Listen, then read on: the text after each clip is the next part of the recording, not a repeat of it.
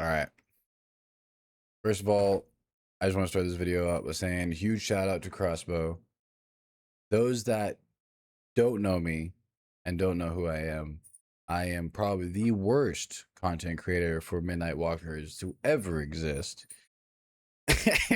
I rearranged my setup and I switched my microphone setup to a different side, and I basically crossed wires when I didn't, and there was no audio to my OBS. There was audio to my computer and to what I was recorded into. It showed that I was speaking, but I was not going into OBS. So I've already seen the trailer. So my honest reactions to the trailer isn't going to be actually valid, but I'm going to tell you right now, everything I watched was pretty cool. I was really excited about the story, and the end part blew me away because I'm super excited about that. So we're gonna watch the trailer. Fine. I admit it.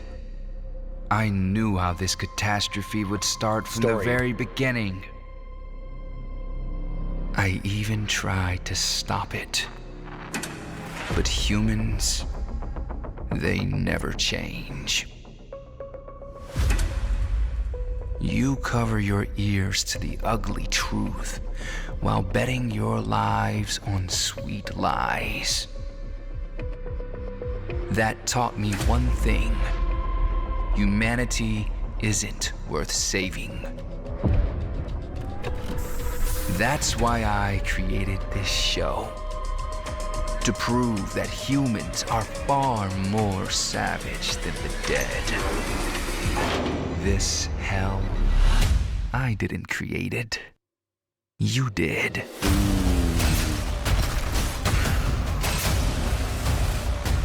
The shutters. Dude, that. The crates. So nice. The animation. Now. Oh. Let the real game begin.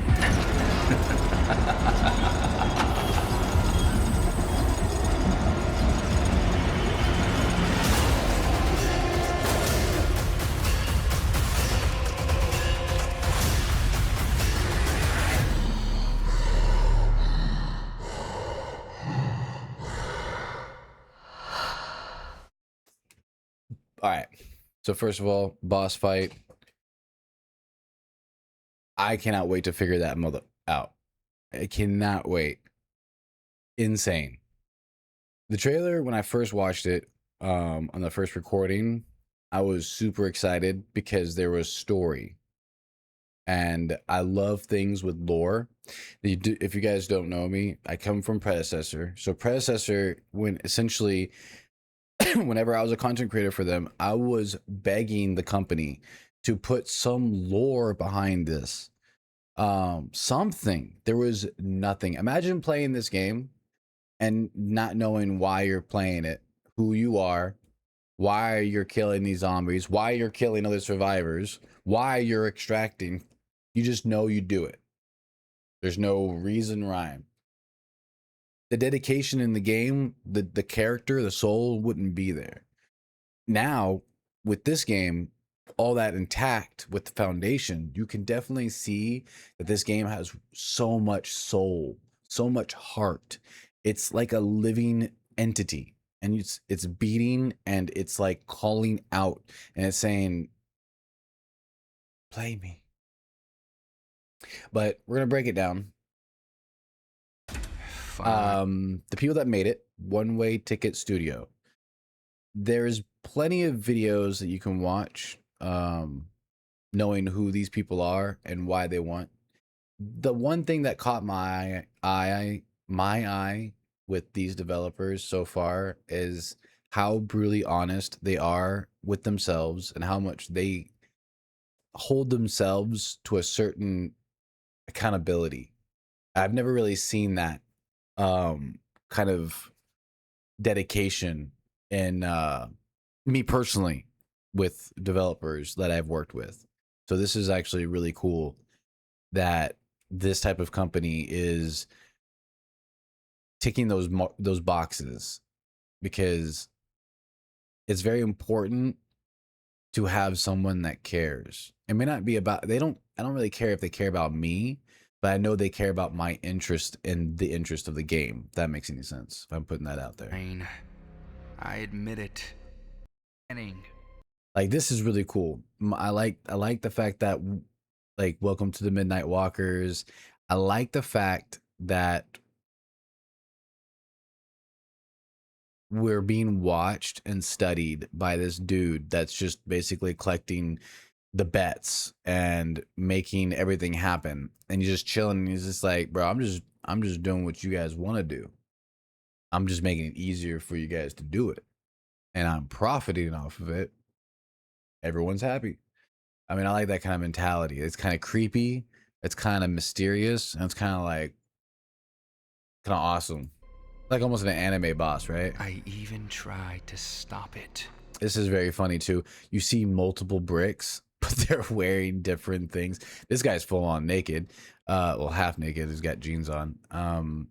Brick, brick, brick, brick.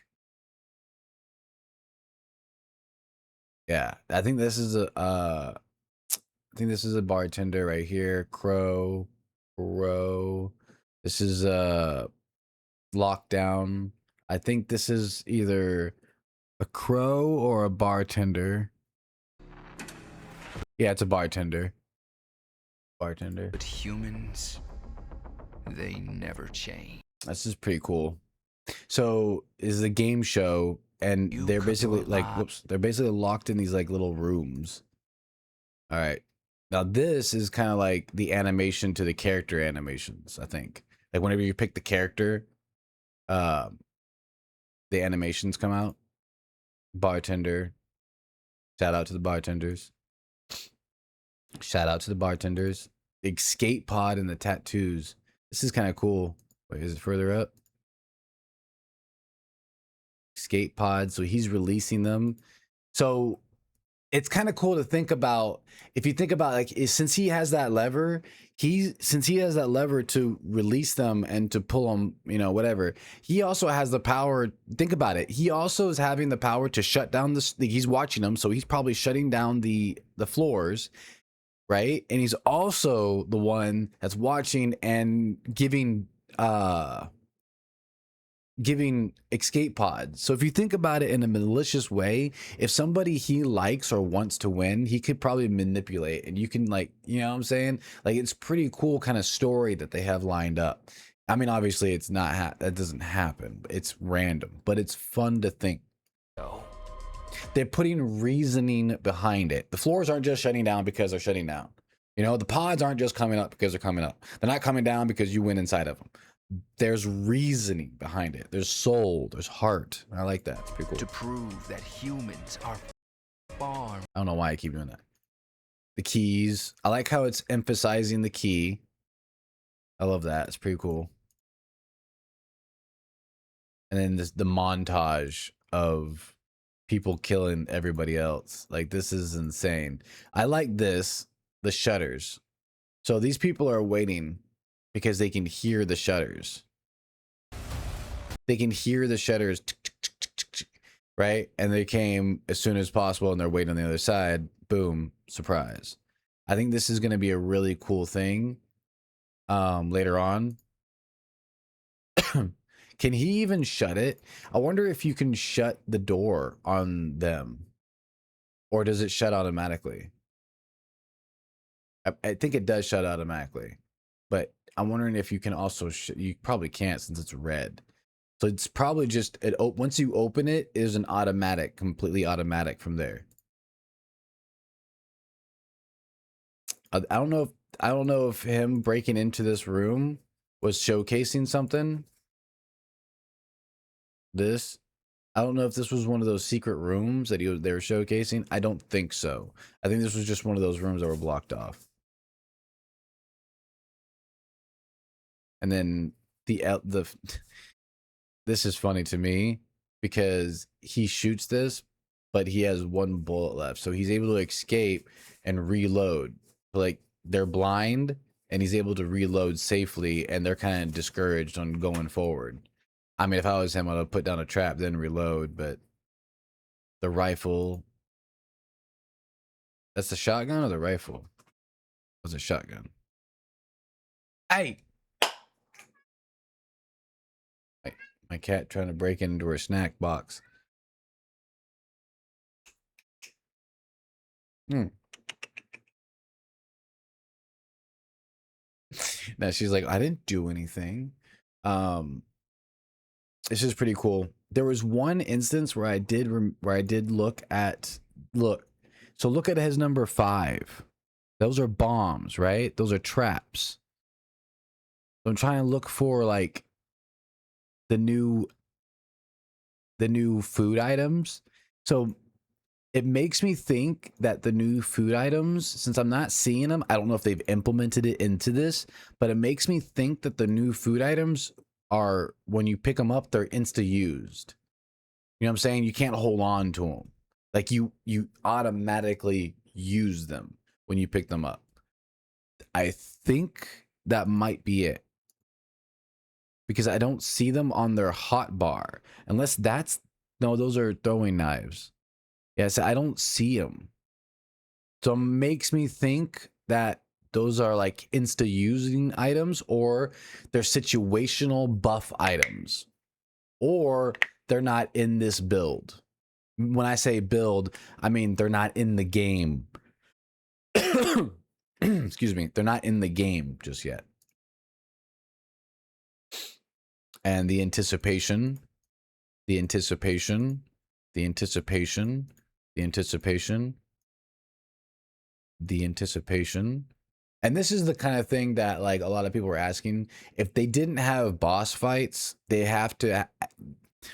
People are going to get really bored of the gameplay loop. They're going to get really bored of the gameplay loop pretty fast. So, or not fast. How do I put this? Not bored. If there's multiple objectives when the game is early access, there are multiple foundations they can build upon. Does that make sense? I'm trying to make sense of that comment. But the boss fight, I think this is going to be really cool. This guy looks like he got some type of chain. Maybe he does something with that, or maybe he's just like a brute. I don't know. It makes me think that he's got some type of chain, like he does an AoE chain ability. Maybe he's just like a brute. He just stomps. Or maybe he's an amalgamation of like all the mini bosses in one. Or I don't know. But it makes me think that he's got like some brute force, obviously. But he's got multiple arms on this side, and he's got a chain on this side. So I don't know. But this guy looks beastly. I love the fact, I love this. This I love so freaking much. Like, look at that. That's just so cool. That is just, they did such a good job on setting up the anticipation of what to expect in Midnight Walkers. So freaking cool. So we're gonna go over a few things. The trailer was awesome. But we're going to go over a few things, and then we're going to go over some controversial things, and then we're going to go over some weird things that the Discord's been talking about, that there's like multiple factions that are involved. It's like an epic war. Pretty cool. So the first thing we're going to talk about is their expectations of early access into 1.0. So right now, their idea, and they've come out with a video explaining this, and you can go to their channel, the Midnight Walkers YouTube channel, and it explains the devlogs. And in the latest devlog, I think it was devlog 26 or 28, I can't remember which one that was officially, but it's the latest one. They talk about player interests, and this is something that I have, again, completely agree with. They want to know why you're playing my game, what you love, why you're playing their game, why you love playing their game, why you hate playing their game, and they want to make it to where the content they create complements that data. That's the best way I can put it in a very short summary. Essentially, they want to know what you truly are engaging in the game, and they want to basically exploit that. They want to make sure that you're having fun. Wow, right? They want to balance the game where everything is as evenly as possible. They want to give people expectations that they do care about their game and they do care about us as a community, but they want to make sure those two are balanced. And that is very hard to do because you can't please everybody, but they're doing very well at being honest, expressing how they feel, and addressing the issues when they see them or when they can solve them or when they have some type of direction to go with it, which I think is an amazing thing to do. In their Discord, they're very friendly. Their community manager, Crossbow, has done nothing but alleviate situations that have gone out of hand, have talked about the game when needed, explained what they're doing and why they're doing it as best as they could. And I completely respect him. I completely respect that community manager because that is not an easy job to do. So thank you, Crossbow. Thank you for showing that it is possible to be human and to show people that it is okay to be nice, and you get rewarded for being an actual good person. So I commend you for that, sir. Aside from that, what to expect in the future, meaning they think about the potential. Now, I'm not saying they're going to go this route. I'm not saying they could go this route. I'm not saying this is even a good idea, but think about this. Think about the limitations. Right now, we're in Liberty City on Earth, right? Zombie theme. I'm thinking Dead Space. I'm thinking abandoned space station, broken down, a virus hit down on Earth and is affected in space as well. And now there's a layered space station, almost like a tower, but like a space station. You know what I mean? You can even do like a giant circle, and the circle has layers, kind of like the tower has layers, like almost like, I don't know. You can do really cool things with it. I mean, you could, in the original video, I even said you could even go in time and make a medieval. I mean, who cares? Who's going to question it? It's fun. It's cool. Like, I'm just saying, like, these are like the limitations of potential that you can think of. They're almost unlimited with a zombie theme because it's fantasy, it's unrealistic, but it's fun. And that's what makes it really interesting to me. I'm rambling, but that's what I'm thinking. You gotta think about the class expectations that they come out with. I mean, you gotta think about the weapon expectations. I mean, even Crossbow said that he wants to make sure that the weapon, when Crossbow the weapon comes out, that it's a good weapon because his name, obviously, and he made a joke about that. I don't know if he was being serious, but he was joking about it, and it just like makes me think like, well, yeah, you can do crossbows, you can do fist weapons, you can do all kinds of crazy stuff. You could do, what is that little flail? You could do a flail, a boomerang.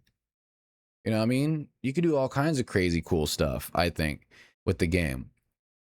As well as levels, characters, weapons. I mean, all kinds of stuff you could do really cool things with. Even skins.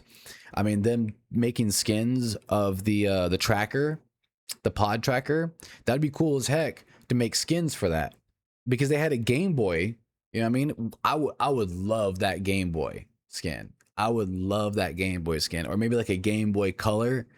Oh my god, you don't even know. Like with fake Pokemon stickers on it or something. I don't know if you could get away with that. I'm sure you could probably get away with that. I'm sure you could get away with that. But that would be so cool. That'd be so cool.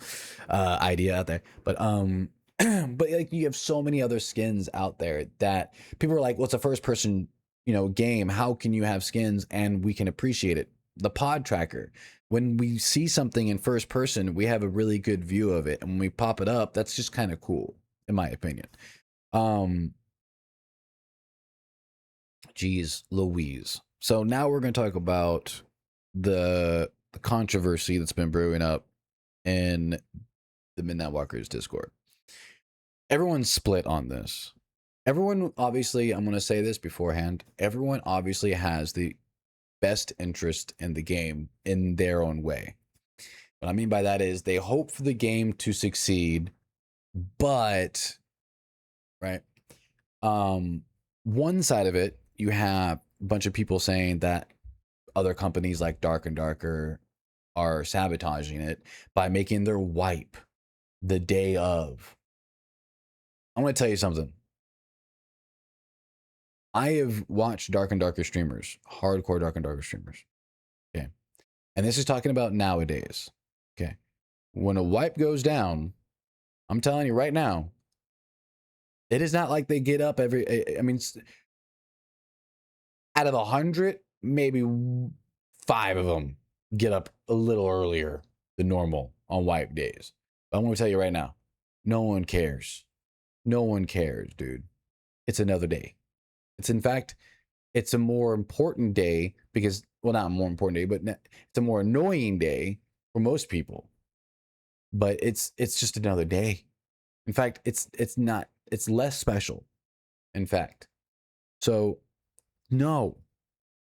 And other things, do you think that if a game comes out, it's going to be an all-day thing?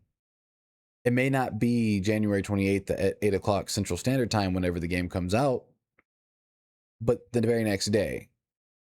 Because the wipe day comes out, it doesn't matter. I mean, it's not like Dark and Darker cares that much about the game, like to where it's bad. I think Dark and Darker wants this game to succeed, to have competition. Having competition means so much.